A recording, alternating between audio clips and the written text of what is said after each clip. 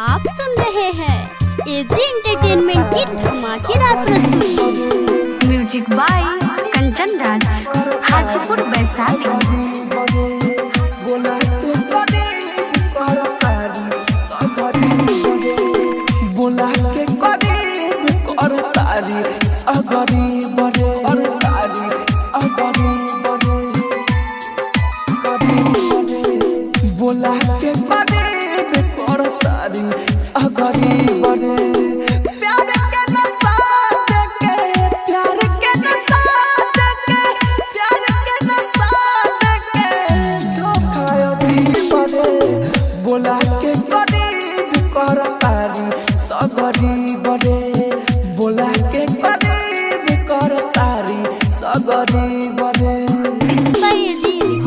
कंचन राज, हाजीपुर वैशाली।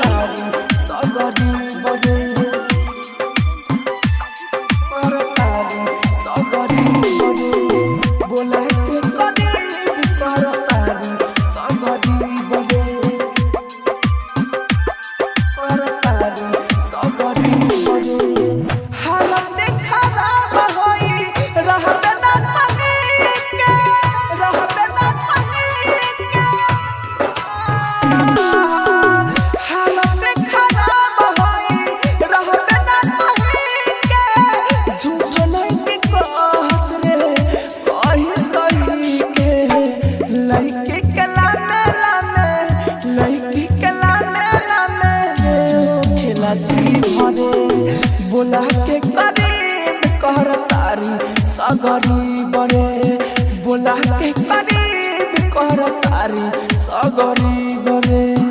आप सुन रहे हैं डीजे कंचन राज, हाजीपुर वैशाली प्रस्तुति।